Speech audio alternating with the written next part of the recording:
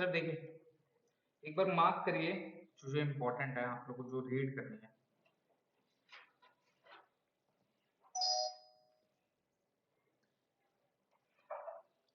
ठीक है, स्टार्टिंग में देखिएगा टोटल डायरेक्ट टैक्स है 50 मार्क्स का, इनडायरेक्ट टैक्स है 50 मार्क्स का है, जीएसटी आपका टोटल 30 मार्क्स पे आएगा और ये 10 नंबर पे, राइट।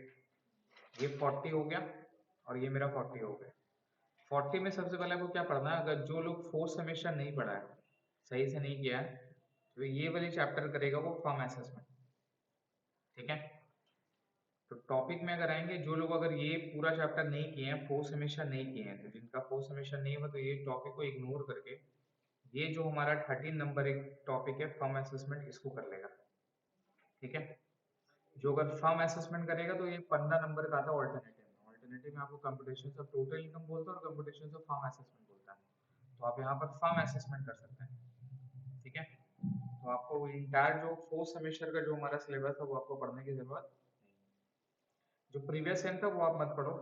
अगर आपने अब 3-4 दिन ही बचा है तो अब बेटर है कि जो एग्जाम का रिलेटेड है वही अपने को जानना है, यही वाली टॉपिक। ये फर्म असेसमेंट ये आपको पढ़ना है सर, ये आपको करना है। इसका जो भी इलस्ट्रेशन है, जो भी हमारा गिवन है उसको सॉल्व करना है। इसका शायद 1-2 क्लासेस का वीडियो होगा, उसको देख लीजिएगा, समझ में आ जाएगा। ठीक है, ये 50 मार्क्स आपका हो गया वहां पे। उसके बाद बाकी का जो 25 मार्क्स है उसमें से कवर है सर इंटेस्ट का चैप्टर, एडवांस टैक्स का चैप्टर, ये सारे से प्रैक्टिकल सम आता है, लेकिन थ्योरेटिकल भी आता है इसमें से। तो थ्योरेटिकल में provision for filing of return है, राइट। ये provision for filing of return में आपको क्या पढ़ना है, आपको पढ़ना है कि कंपलसरी फाइल अपने लोग कब करते हैं, ये वाली टॉपिक, कब अपने लोग कंपलसरी फाइल करते हैं, जो जो टिक करें वही जानना है। ठीक है, और उसके बाद में मैंडेटरी फाइल कब होता है, हाई वैल्यू ट्रांजेक्शन, कब कब मैंडेटरी फाइल होगा।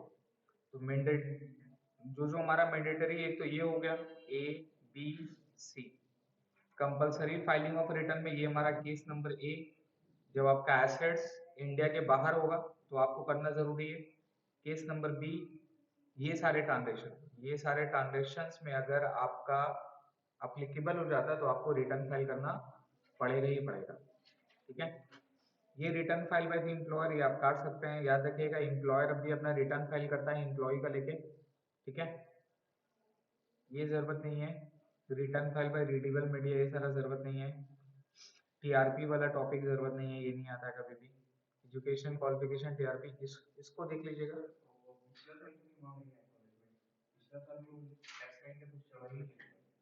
क्या उसको बोलो कि मैम कंपनी इनकॉर्प हुआ है किस दिन पे, देखो। हाँ, कब हुआ था कंपनी हमारा,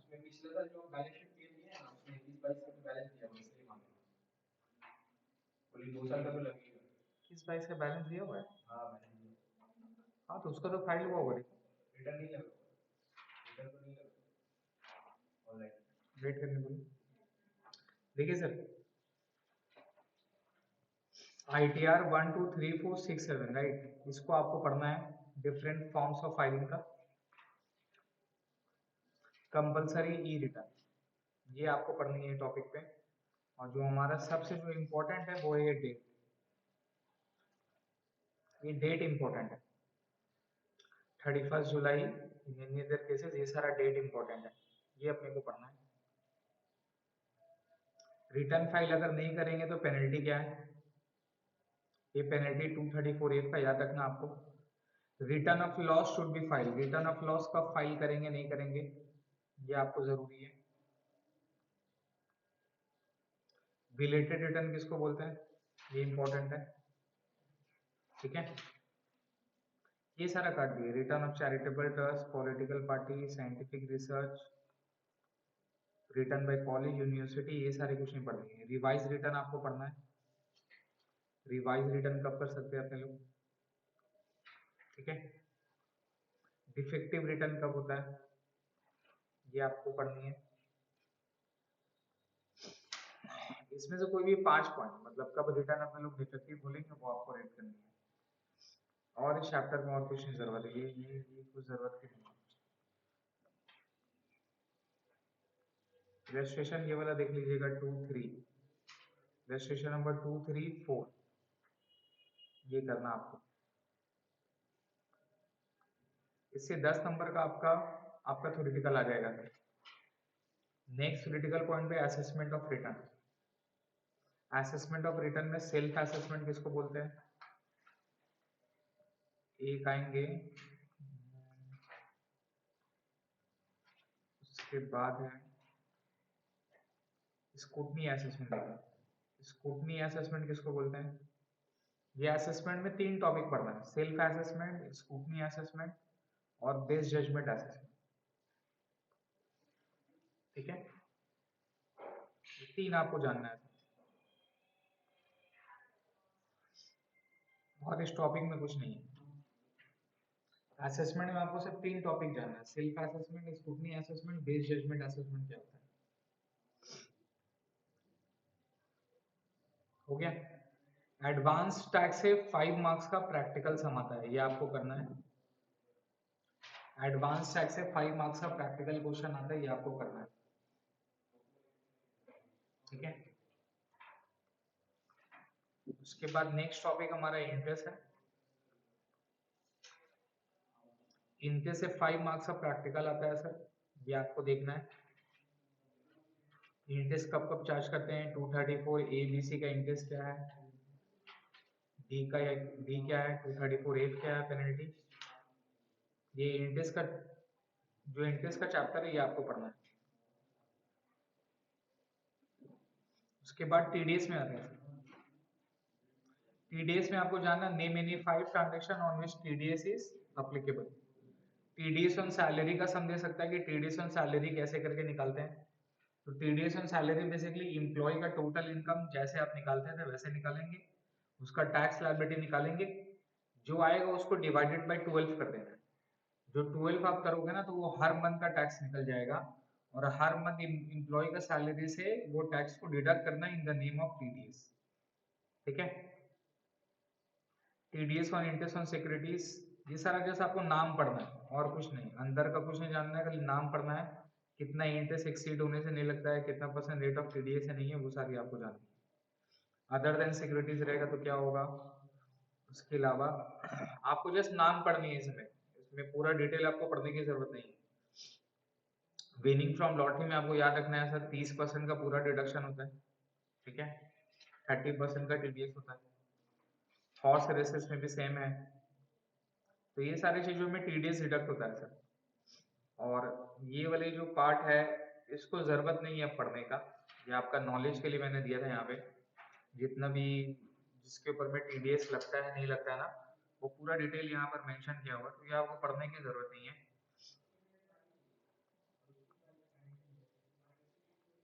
ये आपको जानना है sir, requirement to furnish PAN number. PAN number कब आप दोगे नहीं दोगे वो उसको जानना है। ठीक है, इसमें जो सम आता है नीचे में आप आएंगे तो यहाँ पर देखिए ये लिखा है compulsory application for allotment of pan, ये जरूरत नहीं है। ये पेनल्टी आपको याद रखना है, पैन अगर आप नहीं करेंगे तो पेनल्टी कितना होगा, 10,000 रुपए का।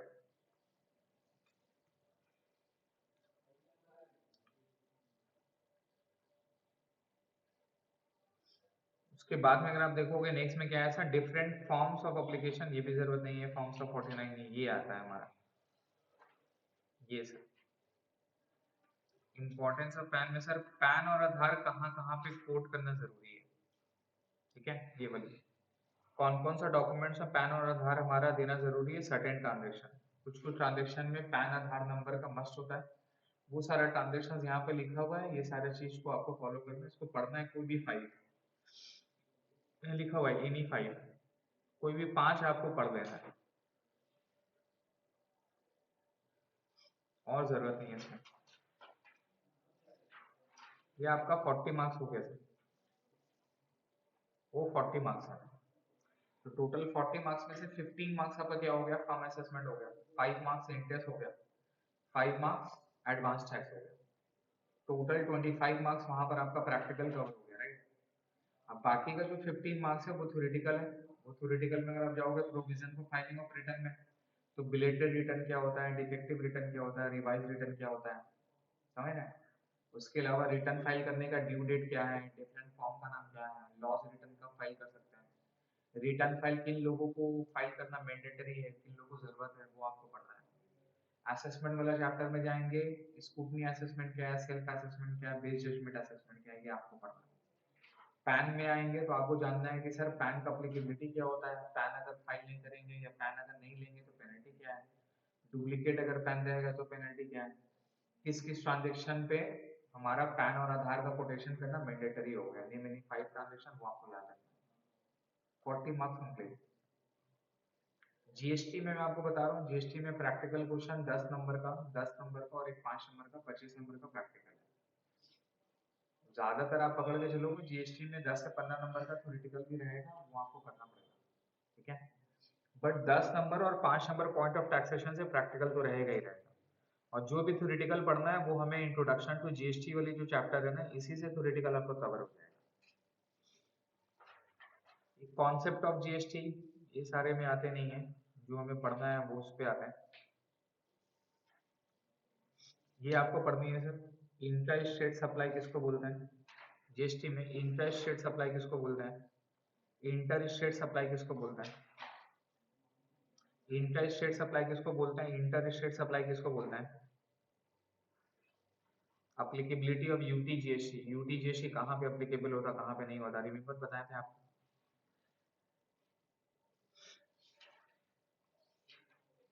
उसके बाद नीचे आ जाना, ये सारा तो प्रैक्टिकल एग्जाम, ये इंपॉर्टेंट है। जीएसटी आने से कौन कौन सा टैक्स को सब्स्टिट्यूट कर लिया गया, सब्स्टिट्यूट का मतलब कौन कौन सा खत्म हो गया और कौन कौन सा ये स्टेट का टैक्स और सेंट्रल का टैक्स दोनों हमारा सब्स्टिट्यूट हो गया। आपको सेंट्रल स्टेट अलग अलग नहीं रहेगा, बोलेगा which are the taxes substitute in GST, name any 2 2 number के लिए, नेम एनी 5 मार्क्स के लिए। और कौन कौन सा टैक्स अभी भी सब्स्टिट्यूट नहीं हुआ है वो आपको जानना है, ये इंपॉर्टेंट टॉपिक है। उसके बाद में जीएसटी कंपेंसेशन सेल्स क्या है, ये शॉर्ट नोट आ सकता है इसके ऊपर, ठीक है। इसको याद रखिएगा, ये 5 इयर्स के लिए एंड हो गया था, 2 साल के लिए अभी इसको और एक्सटेंड किया गया। Non applicability of GST, GST किसके ऊपर एप्लीकेबल नहीं है, तो अल्कोहल, इलेक्ट्रिसिटी और 5 पेट्रोलियम प्रोडक्ट इसके ऊपर में जीएसटी नहीं है, ठीक है। और इंपोर्ट एक्सपोर्ट ये नहीं पढ़ना है। जीएसटी काउंसिल के बारे में आप पढ़ सकते हैं, जीएसटी काउंसिल में क्या है, फंक्शंस ऑफ जीएसटी काउंसिल क्या है सर, ठीक है। रजिस्ट्रेशन का सीलिंग लिमिट क्या होता है, क्या लिमिट है, गुड्स के लिए कितना है, सर्विस के लिए कितना है, और कुछ कुछ स्टेट्स है जिसके लिए हमारा जीएसटी का लिमिट को कम किया गया है, तो ये आपको देखनी है। जीएसटी नंबर आपको पता है उसका, जीएसटी नंबर पैन बेस होता है, 15 डिजिट का कोड होता है, ये इसका हायरार्की आपको याद रखना है। ये आपका 15 डिजिट कैसे होता है, ठीक है। एग्जेम्पशन सीलिंग लिमिट पता है आप लोग को। ये कंपोजिट स्कीम का थ्योरेटिकल पढ़ना है, देखिए ये कंपोजिट स्कीम, ये कंपोजिट स्कीम का ये जो पार्ट है, ये पार्ट आपको याद रखना है।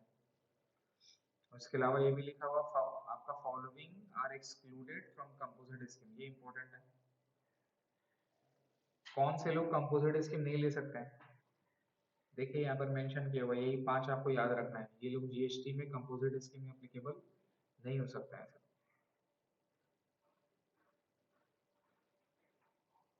ठीक है।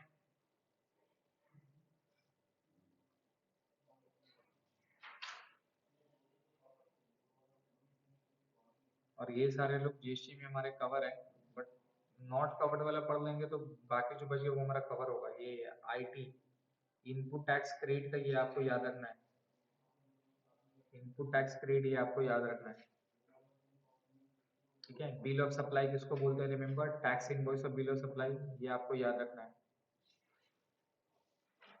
और इस चैप्टर से ये वाला सम करना है, इलस्ट्रेशन नंबर 5 6।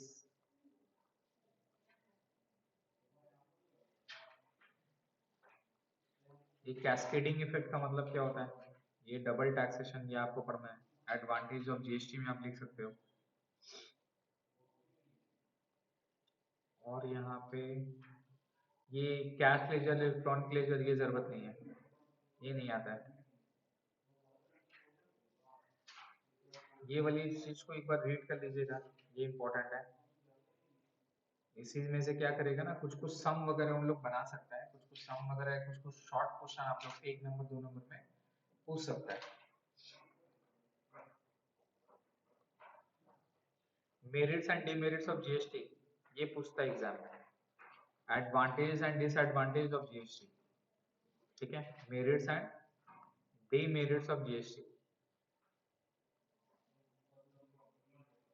और इस चैप्टर में कोई जरूरत नहीं है, ठीक है। सेकंड में आएंगे इंपॉर्टेंट टर्म्स एंड डेफिनेशन में, तो यहाँ से जो आपको मेन पढ़नी है वो पढ़नी है कैपिटल गुड्स, एग्रीगेट टर्नओवर, और ऊपर में आएंगे तो गुड्स का डेफिनेशन। गुड्स का डेफिनेशन यहाँ से लेके यहाँ तक है बस। Goods, capital goods, aggregate turnover, ये 3 पढ़ेंगे अपने लोग। और अपॉइंटेड डे, बिजनेस, ये सारे की कोई जरूरत नहीं। कैजुअल टैक्सेबल पर्सन भी आ सकता है, कैजुअल टैक्सेबल पर्सन, ठीक है। पर्सन जरूरत नहीं है, पर्सन में तो सभी कवर हो गया इस चैप्टर से, और कुछ नहीं है। नाउ सप्लाई वाला चैप्टर, सप्लाई वाला चैप्टर से आपको याद रखना है समरी में देखेंगे। ये मैंने समरी आपको बताया, 7.1 इंपॉर्टेंट है, 7.2 इंपॉर्टेंट है, 7.3 और 7.1 ए ये जरूरत नहीं है। 7.1 7.2 इंपॉर्टेंट है, 7.3 और 7.1 ए की जरूरत नहीं है, ये आप इसको स्किप कर सकते हैं। तो सेक्शन 7.1 पढ़ लेंगे, 7.2 पढ़ लेंगे,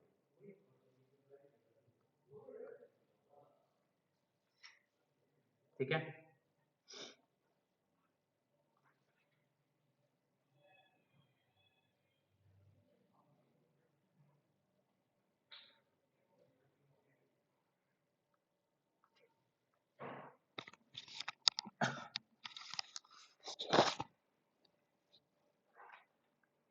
देखिए सर, उसके बाद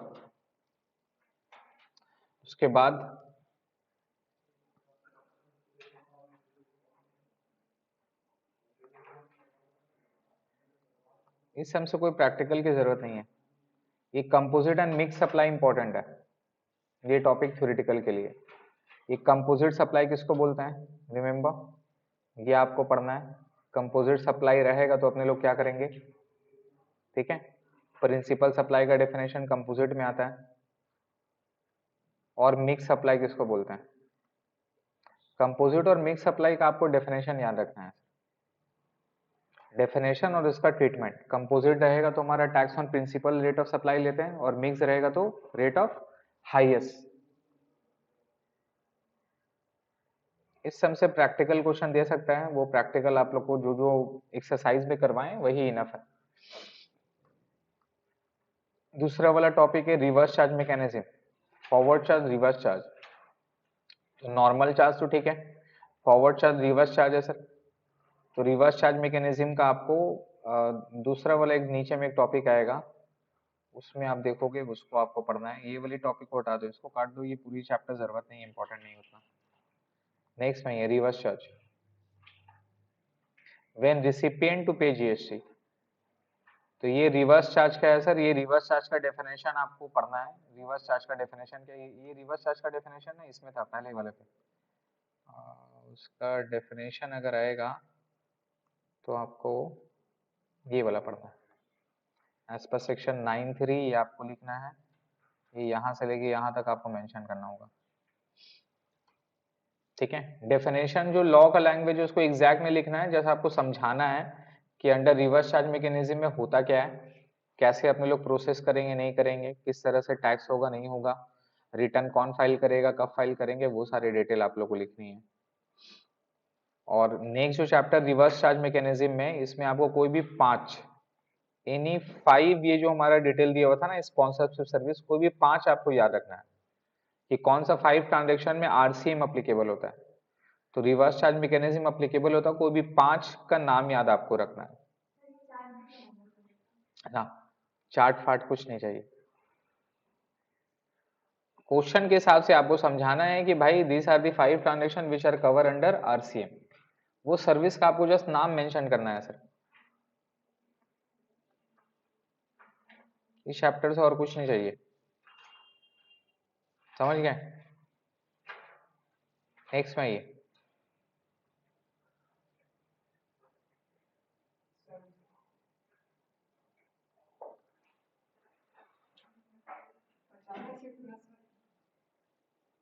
खोला है कि आप लोगों को पता होगा, मैंने तो बोला था कि जिसको डाउट रहेगा वो एक बार पूछेगा।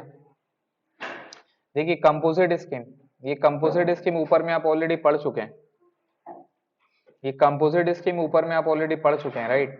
इसका डेफिनेशन अपने को चाहिए, कंपोजिट स्कीम क्या है, definition of mix supply principles, mix supply हो गया आपका, कंपोजिट सप्लाई हो गया, कंपोजिट स्कीम क्या है वो आपको जानना है। जीएसटी का जो थ्योरेटिकली आप चेक करोगे ना काफी इजी रहता है, इजी का मतलब क्या हो गया कि डायरेक्ट रहती है क्वेश्चन, नॉर्मल जो थ्योरेटिकल नॉलेज रहता है वो नॉलेज आपको बस बैठानी है, इन डिटेल में सब नहीं आता है। एग्रीगेट टर्नओवर ऑलरेडी वहां पर मार्क कर चुके हैं, सेम यहाँ पर भी दिया हुआ है। ये कंपोजिट स्कीम में कौन लोग अप्लाई हो सकते हैं, कौन लोग अप्लाई नहीं हो सकते, फीचर्स क्या है कंपोजिट स्कीम का, क्या बेनिफिट मिलेगा, क्या बेनिफिट नहीं मिलेगा। तो ये देखिए reduce rate of levy, ITC available नहीं होगा और कोई भी जीएसटी का पैसा भी कलेक्ट नहीं होगा, एग्जेम्प्टेड गुड्स के ऊपर में भी टैक्स लग जाता है, तो ये सारा बेनिफिट और ये सारा नुकसान है, ये सारा कंडीशन है सर। ये सारा नॉलेज लेके कंपोजिट स्कीम के बारे में आएगा तो डेफिनेशन में आपको बढ़िया से लिखना है।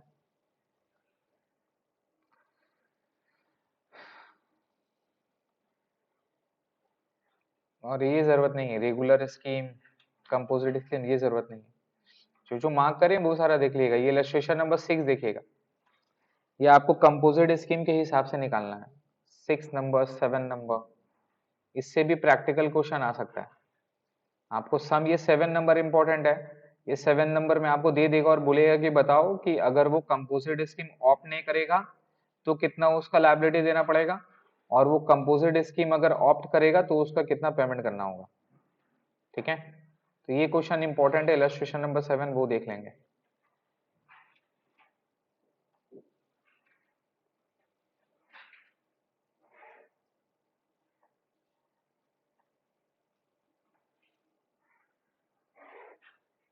ये वाली ये है, इसको देख लीजिएगा।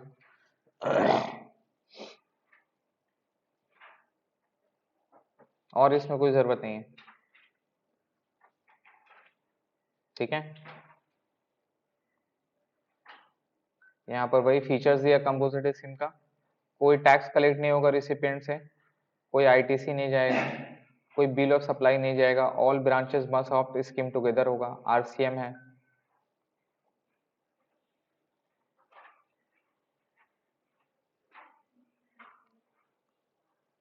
इनपुट टैक्स क्रेडिट वाला में आपका प्रैक्टिकल क्वेश्चन वो जो मेन कंप्यूटेशन ऑफ जीएसटी है उसी से ही आएगा। इसमें आपको जस्ट कंप्यूटेशन में याद रखना है किसका आईटीसी किसके ऊपर दे सकते हैं, किसका आईटीसी किससे हमारा सेट ऑफ नहीं होगा।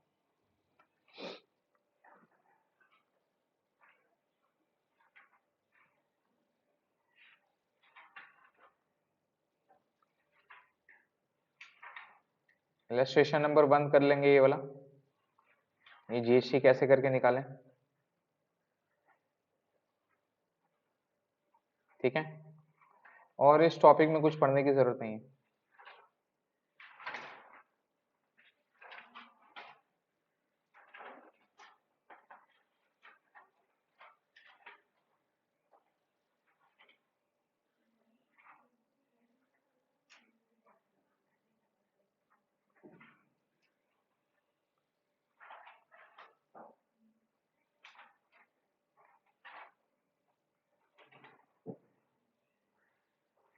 सर इनवॉइस, इनवॉइस में आपको मीनिंग ऑफ टैक्स इनवॉइस और बिल ऑफ सप्लाई का जैसा आपको मीनिंग जाना है दोनों का।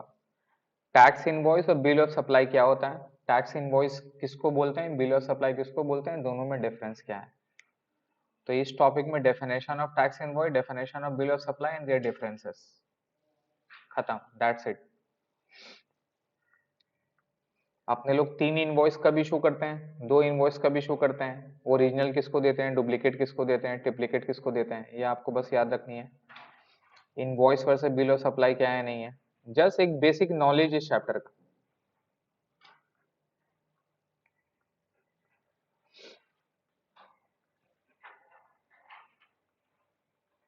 टाइम ऑफ सप्लाई ये इंपॉर्टेंट है, इससे 5 मार्क्स का प्रैक्टिकल क्वेश्चन हर बार देता है।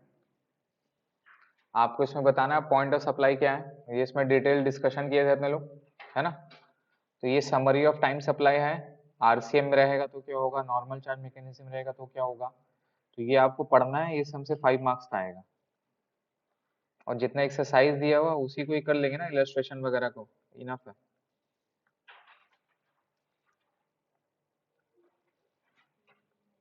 इस टॉपिक में से और कुछ करने की जरूरत नहीं है। नेक्स्ट में पेमेंट ऑफ जीएसटी, काट दीजिए इसको।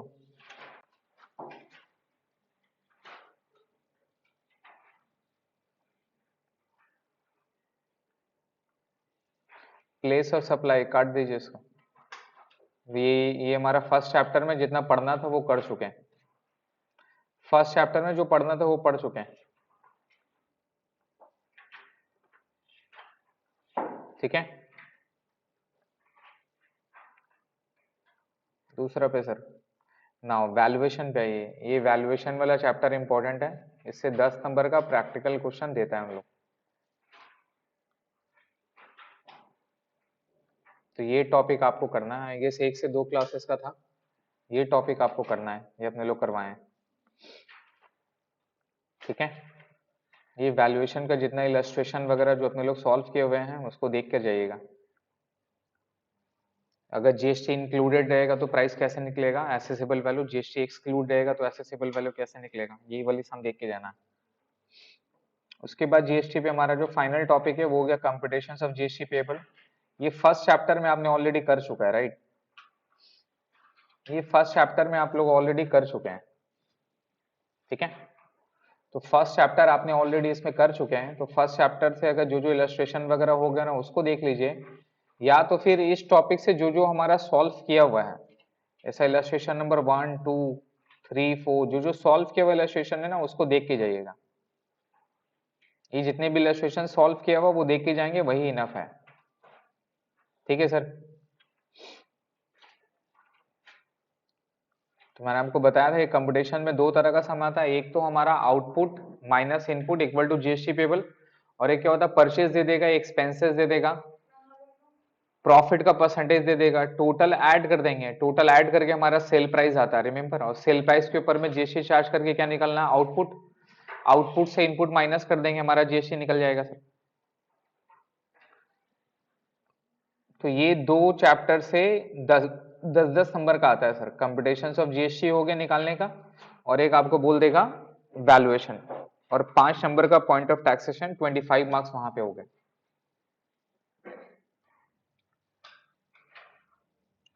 70 हो गया sir. Now custom duty, custom duty का आए हो आप लोग क्लासेस किए हैं, बेसिक क्लासेस, और मैंने आपको बोला था लास्ट 2 क्लासेस करके जो उसका प्रैक्टिकल सम है वो आपको करना है। नाउ कस्टम ड्यूटी से 10 नंबर का 2 क्वेश्चन देता है, 10 नंबर का चैप्टर है, एक थ्योरी है और एक प्रैक्टिकल है, ठीक है।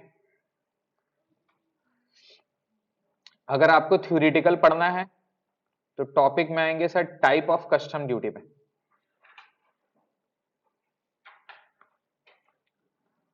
सॉरी यहाँ पर आएंगे डेफिनेशंस पे आएंगे, डेफिनेशन। अगर आप लोग को थ्योरेटिकल पढ़ना है और मान लीजिए कि एग्जाम में प्रैक्टिकल डिफिकल्ट दे दिया तो एक बैकअप लेके जाइए, और 2 से 3 घंटा का ये टॉपिक होगा, अगर आप लोग सही से पढ़ेंगे 2 से 3 घंटा में कंप्लीट हो जाएगा, जो जो मार्क करके उसको पढ़ना है।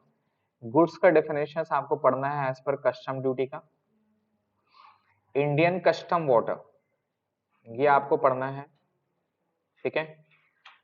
इंडियन कस्टम वाटर में सर इंडियन टेरिटोरियल वाटर क्या है, इंडियन कस्टम वाटर क्या है, ठीक है। ये देखिए यहाँ पर है इंडियन एक्सक्लूसिव इकोनॉमिक जोन, ये 3 आप लोग को पढ़ना है यहाँ पे कि भाई इंडियन टेरिटोरियल बॉर्डर किसको बोलते हैं, कस्टम बॉर्डर किसको बोलते हैं और इसको किसको बोलते हैं। अच्छा, नॉटिकल माइल्ड का मतलब क्या है?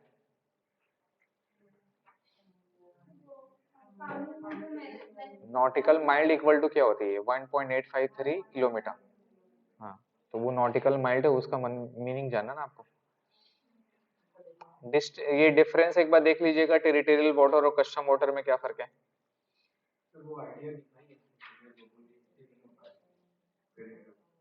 एक मिनट रुकिए।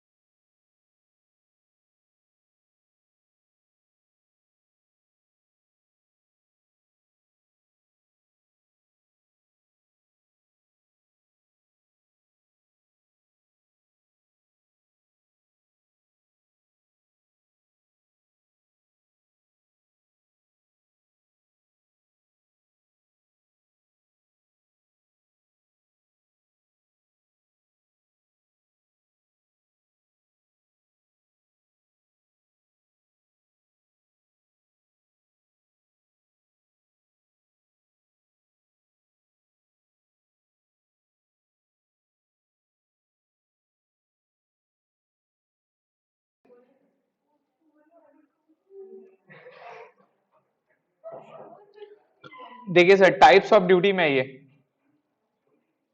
टाइप्स ऑफ ड्यूटी में आइए।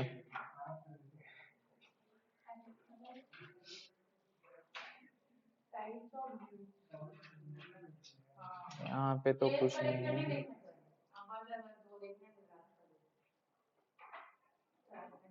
प्रैक्टिकल क्वेश्चन के लिए वो वाली हो गई। ये थ्योरेटिकल में सब प्रोटेक्टिव ड्यूटी किसको बोलते हैं? ये एक,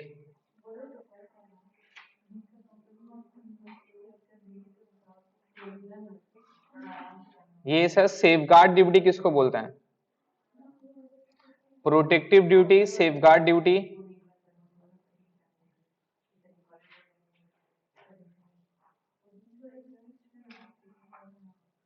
एंटी सब्सिडी ड्यूटी,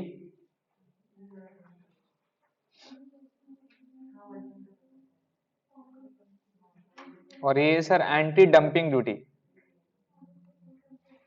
तो टोटल डेफिनेशन में अगर आप देखोगे तो गुड्स हो गया, इंडियन टेरिटोरियल वाटर हो गया, that is Indian custom water, territorial water वो, और ये चार ड्यूटी। ये चार ड्यूटी का जो हमारा बेसिक कॉन्सेप्ट है ना, अब ये ड्यूटी में आपको क्या पढ़ना है सर? इसका पर्पस जानना है और लेवाई जानना है, ठीक है। यही इसका बेसिक डेफिनेशन आपको जानना है। ये बेसिक डेफिनेशन जान के एग्जाम पे हमारा ऐसा श्योर शॉर्ट क्वेश्चन आता है। थ्योरेटिकल में बता रहा हूँ कस्टम ड्यूटी का, ठीक है। कस्टम ड्यूटी में अगर आप लोग टोटल लिख लिए होंगे तो लिखने में क्या है सर, हमारा गुड्स का डेफिनेशन क्या है, दूसरा Indian custom water, Indian territorial water किसको बोलते हैं, एक्सक्लूसिव इकोनॉमिक जोन क्या हो गया। उसके बाद टाइप ऑफ ड्यूटी में आपको क्या करना है सर, टाइप ऑफ ड्यूटी में आपको पढ़ना है anti dumping duty, protective duty, safeguard duty और एंटी सब्सिडी ड्यूटी। ये चार और प्लस दो डेफिनेशन वहां पर, ये 6 डेफिनेशन कर लेंगे तो इसी में से कोई भी 2-3 आपको एग्जाम में दे देगा, ठीक है।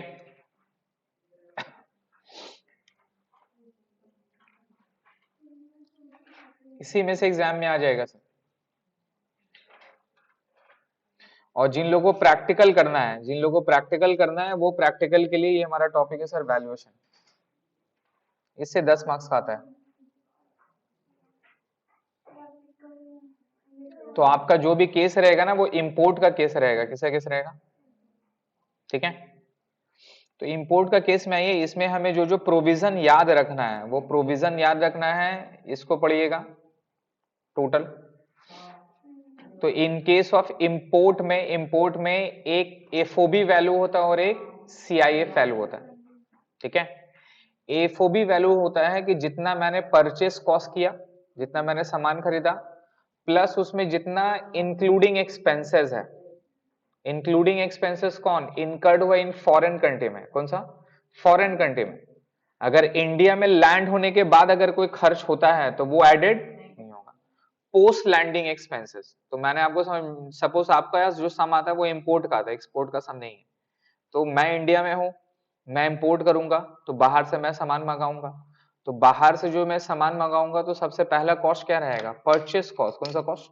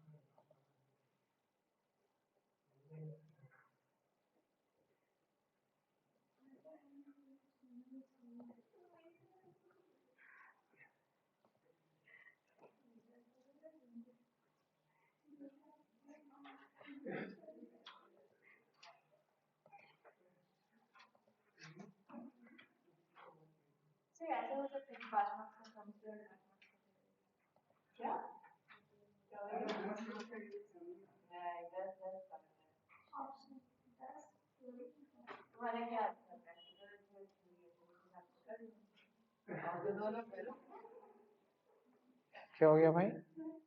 कैमरा से आ नहीं रहा।